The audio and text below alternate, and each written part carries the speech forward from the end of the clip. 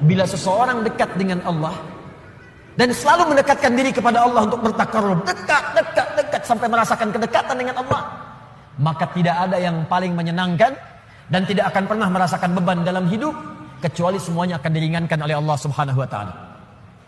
Kecuali semuanya akan terasa ringan karena dia merasa dekat dengan Allah Subhanahu wa taala.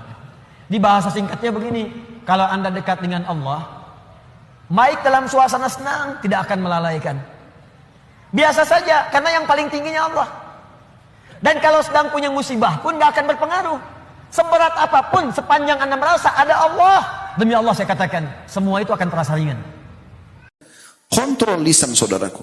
Orang beriman hanya mengucapkan dari lisannya sesuatu yang bermanfaat, mendatangkan pahala atau minimal mubah. Itu saja. Atau diam. Kata Nabi SAW, "Man kana yu'minu billahi wal yawmil akhir falyaqul khairan aw liyasmut." Barang siapa yang mengaku beriman kepada Allah dan hari akhir, maka ucapkan yang baik saja. Makna baik yang penuh dengan keridhaan Allah Subhanahu wa taala. Zikir, doa, baca Quran, memberikan nasihat, memberikan pelajaran, atau hal yang mubah, menanyakan kabar misalnya, atau apa saja yang mubah yang tidak berhubungan dengan masalah haram. Atau dia diam, kata Nabi SAW. Berapa banyak orang subhanallah tidak mengontrol masalah ini. Kata-kata itu saudaraku seiman selama belum keluar dari lidah kita, masih milik kita. Tapi kalau sudah keluar, sudah milik publik, dan ini susah untuk dikontrol. Untuk menariknya kembali sulit, tidak semudah itu. Oleh karena itu harus hati-hati. Imam Al-Baihaqi meriwayatkan sebuah hadis dari Abu Hurairah radhiyallahu anhu, beliau berkata, tak kala turun firman Allah SWT dalam surah An-Najm ayat 59 sampai 60, A'udzu billahi minasyaitonir rajim, afamin hadzal hadithi ta'jabun wa tadhakuna wa la tabkun. Maka apakah kalian merasa heran terhadap pemberitaan ini tentang hari kiamat, tentang Allah Subhanahu wa taala, tentang surga dan neraka, tentang kematian, tentang alam barzah, tentang nabi-nabi sebelum kita dalam Al-Qur'an. Apakah kalian merasa heran dengan informasi itu? Dan kalian menertawakan dan tidak menangis? Ahlus Suffah, orang-orang yang hidup di belakang rumah Nabi SAW, menangis hingga tetesan air mata membasahi pipi mereka pada saat membaca ayat ini. Ketika hal itu didengar oleh Rasulullah SAW, beliau tersentuh dan ikut menangis bersama mereka. Melihat hal itu kami pun menangis, kata para sahabat. Kemudian Rasulullah SAW bersabda, La yalijun nara man baka min khasyatillah. Tidak akan masuk neraka orang yang menangis karena takut kepada Allah. Gini ya, kalau mau hidup tenang, jangan pedulikan perkataan orang. Yaitu saya selalu bahasakan sama istri saya, jangan pedulikan perkataan orang. Jadi setiap kali ada orang datang, kita lagi pakai baju nih, oh baju kamu kayaknya gak bagus tuh, sudah kepikiran, merasa kayaknya iya bener gak bagus, besok gak dipakai bajunya. Loh, ini baju saya beli, saya suka, ya kan? Oh ya makasih, tapi saya senang loh warnanya. Udah gak apa-apa, selesai kan gitu. Orang bisa berikan tanggapannya, terserah dia, tapi jangan itu menjadi prinsip hidup kita. Orang yang sepertinya tidak punya prinsip hidup, dia terganggu nanti, gitu kan? Dia lagi makan bakso, kenapa kok makan bakso? Sini kan yang enak nasi goreng. Ya jawab, saya suka bakso, nggak apa-apa, kan gitu. Punya prinsip, jadi jangan terombang ambing dengan perkataan orang. Kita lagi buka usaha sendiri, ya ini usaha saya. Mau seluruh dunia bilang apa terserah, yang penting Allah Azza wa Jalla ridhoi. Yang penting agama kita ridhoi, nggak usah peduli orang.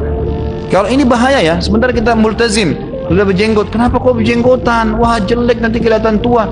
Ya ini sunnah Nabi, jawab, saya senang dengan ini. Jadi biar terjawab apa yang syubhat yang dia lemparkan ya. Dan usahakan apa yang orang bicara pada kita itu jangan didiamin ya. Jangan antum diam ya. Kalau misalnya ada orang tanya, kenapa kamu berjenggot? Bukannya kamu kelihatan lebih tua. Jangan senyum aja, enggak jawab. Doh, karena ini sunnah Nabi SAW. Dan saya merasa senang kok. Beda kalau per helainya ini 10 kilo bebannya, maka ini kan kayak saya berapa ribu kilo ini kan gitu. Jadi itu jadi masalah, tapi kalau enggak kenapa emang? Apa masalahnya ikhwah? Kenapa kalau berjenggot? Kenapa kalau multazim? Kenapa kalau usaha sendiri? Kenapa kalau menikah dengan orang yang saya pilih soleha? Kenapa kalau kita tinggal kos-kosan ngontrak? Seluruh dunia mau bicara apapun, ya ini kemampuan saya, gitu kan? Harus punya prinsip hidup. Masalah makanan, masalah pakaian, masalah apapun, selama Allah ridhoi jalani, bismillah, nggak usah khawatir. Ya, maka Anda akan selalu tenang. Tapi kalau setiap perkataan orang mau didengar, ini jadi masalah. Dan seringkali saya bahasakan sama istri saya membangun sebuah pilar rumah tangga. Ingat, kalau ada tamu datang, ada kerabat datang, tidak semua kerabat saya pun sudah paham agama. Ada yang datang kadang-kadang mungkin nanggapin dapur, mungkin nanggapin ini, mungkin nanggapin itu. Iya aja. Ya udah terima kasih Mas. Atau jelasin, kenapa ya kamu pakai sendok begini? Iya karena suami saya yang beli. Nggak apa-apa, gitu kan? Dan saya senang kok dengan itu. Berikan jawaban apa adanya, gitu kan? Oh kalau di rumah saya pakai yang begini. Oh ya alhamdulillah. Mudah-mudahan Allah berkahi. Kita berikan jawaban. Jadi kita jangan diam. Memang berikan jawaban tapi yang benar, gitu kan?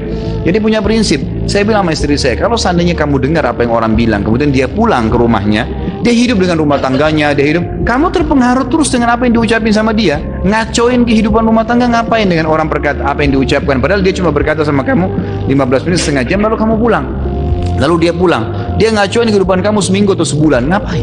Untuk apa terpengaruh dengan perkataan orang? Gitu kan? Media mau berbicara apapun, berita apapun, nggak usah terpengaruh dalam pribadi kita. Untuk apa?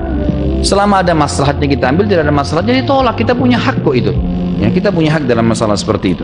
Dari Khawla Al-Ansariyah radhiyallahu anha, bahwa Rasulullah SAW bersabda, sesungguhnya orang-orang yang menggunakan harta Allah dengan cara tidak benar, bagi mereka neraka pada hari kiamat. Hadis ini menjelaskan kepada kita tentang masalah menyalahgunakan harta. Ulama hadis merincikan, yang paling sederhana menyalahgunakan harta dalam meletakkan bukan pada tempatnya. Misal, walaupun harta kita, gaji, hasil bisnis, tapi dia letakkan bukan pada tempatnya, seperti dia letakkan pada hal maksiat misalnya. Ini masuk dalam ancaman ini. Dan yang paling tinggi adalah menyalahgunakan harta yang diamanahkan orang lain kepadanya, yang itu juga hartanya Allah sebenarnya. Kita semua ini miliknya Allah. Misal ada orang menganggap ini kan uang saya, terserah saya. Misal dibakar sama dia, ini nggak boleh. Bukan uang dia tuh, dia, uang itu, oksigen yang dia hirup, cahaya yang ditangkap oleh matanya, semua miliknya Allah. Allah amanahkan di dia. Nggak boleh dia lakukan itu.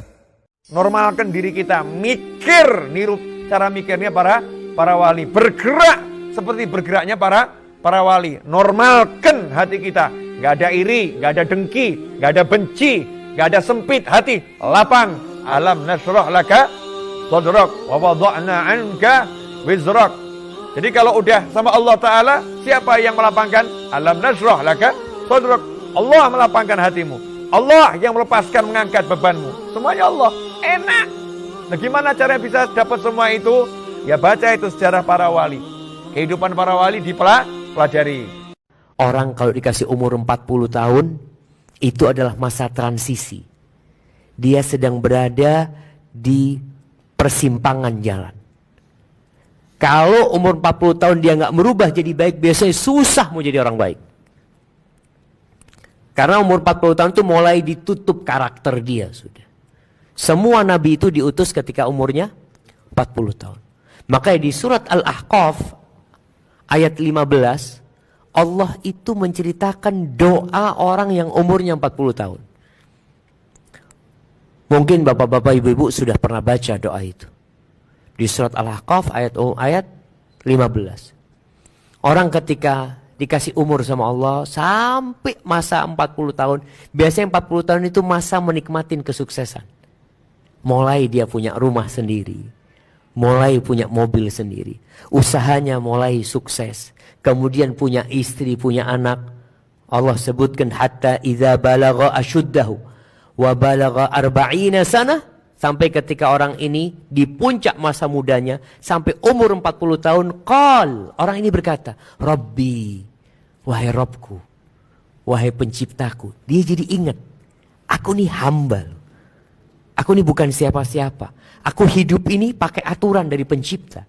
Dia maka Rabbi auzi'ni an ashkura ni'mataka allati an'amta alayya. Wahai Rabbku, bantulah aku untuk mensyukuri nikmat yang kau berikan kepada aku. Wa ala walidayya, dan nikmat yang kau berikan kepada kedua orang tuaku. Sang anak ketika umur 40 tahun biasanya lupa sama orang tuanya. Dia sibuk punya keluarga sendiri, punya rumah sendiri, punya anak, sehingga tanggung jawab sama orang tuanya kadangkala mulai dia tinggalkan.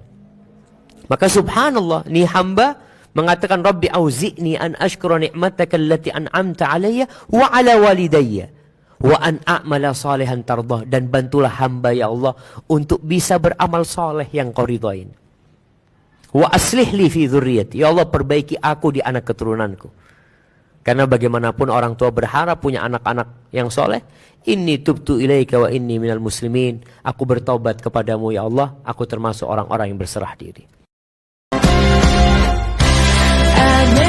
beliau diuji oleh Allah dengan was-was, sehingga dalam hati ingin menghina Allah, bahkan kadang sampai ia ucapkan menghina Allah, tapi sebetulnya dia mengingkari, dia nggak mau dengan itu. Buktinya beliau bertanya, yang bertanya jawabannya, iman Anda masih ada.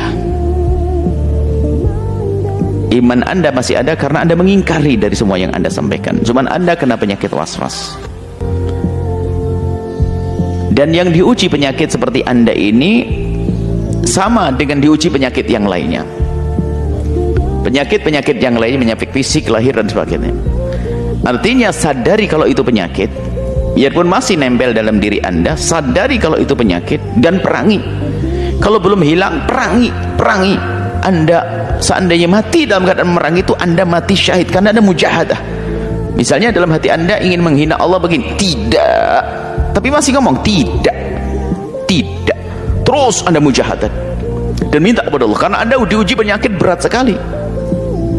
Seperti orang dikasih penyakit jantung, paru-paru dan sebagainya, lalu nggak terima kepada Allah, maka sesatlah dia.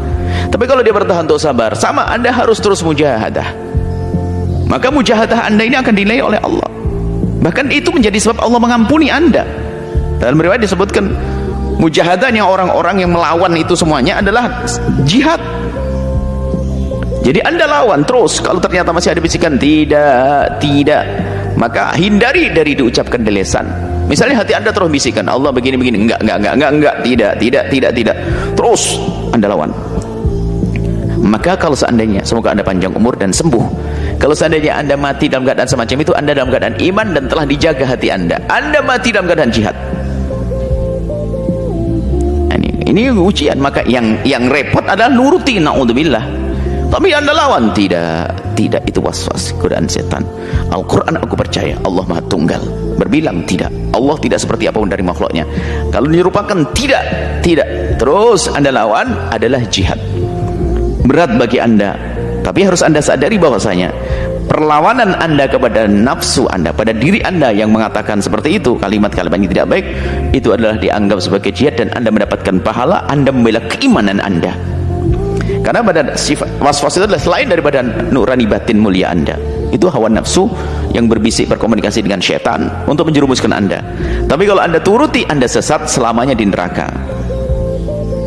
Karena bukan kemauan Anda, ini adalah seperti penyakit lahir. Anda perangi, maka jangan ragu, Anda terus perangi, dan perangi Anda selamat. Anda tidak usah khawatir. Jangan sampai Anda salah bertanya. Kalau asal yang bertanya Anda dikatakan kafir, Anda putus asa, na'udzubillah. Enggak, Anda masih punya iman. Dan kalau Anda terus jihad semacam itu, seperti orang jihad di medan laga Anda jihad terus, kalau seandainya Anda mati waktu itu, maka Anda selamat masuk surga. Karena Anda mengingkari, Anda nggak mau nerima bisikan-bisikan tersebut, Anda lawan. Tapi kalau Anda nuruti, na'udzubillah, iman Anda tercabut, dan kalau mati selamanya di neraka. Ingat bahwasanya Anda masih punya iman, satu. Yang kedua, Anda diuji dengan ujian yang berat, maka berjuanglah, lawan itu semuanya, Anda akan dapatkan pahala terus. Dan jangan dianggap sepele, pahalanya ada waktu Anda melawan itu semuanya. Pahala melawan was-was Anda adalah pahala. Dan semoga Allah memberikan kesembuhan kepada Anda, memberikan pertolongan kepada Anda. Wallahu a'lam. Diviralkan tentang satu keluarga yang mengendarai satu mobil tertentu, tinggal 200 meter ke rumahnya, ke tempat mudik dunianya. Ternyata Allah berkehendak sebagian dari anggota keluarganya mudiknya langsung ke akhirat. Manusia bisa mengatakan sebabnya tergelincir, hilang kontrol di kendaraan, masuk jurang 100 meter, dan wafat sebagian dari anggota keluarga. Itulah Allah kalau sudah berkehendak. Harap-harap mudik dunia, ternyata perjalanan itu mengantarkan kita kepada jembatan akhirat. Manusia hanya bisa memviralkan, tapi hampir berapa juta orang melihat, yang nonton itu. Ada nggak getaran pada jiwanya itu? Ada nggak? Oh, memang suatu saat saya akan pulang gitu. Cuma mungkin caranya kan kita tidak tahu seperti apa. Dan orang hanya melihatnya kecelakaan. Tapi mereka tidak bisa mendalami siapa yang mereka sebut kecelakaan itu. Boleh jadi yang diviralkan itu kecelakaan, tapi tinggi nilainya di hadapan Allah Subhanahu wa ta'ala. Bahkan saat terguling pun masih bisa berzikir, istighfar. Mungkin yang melihat itu Dia tidak kecelakaan, tapi terancam dengan celaka jika dia tidak menyadari dan memaknai semua hikmah di balik kejadian yang telah Allah tetapkan. Maka bertakwalah kepada Allah Subhanahu wa ta'ala.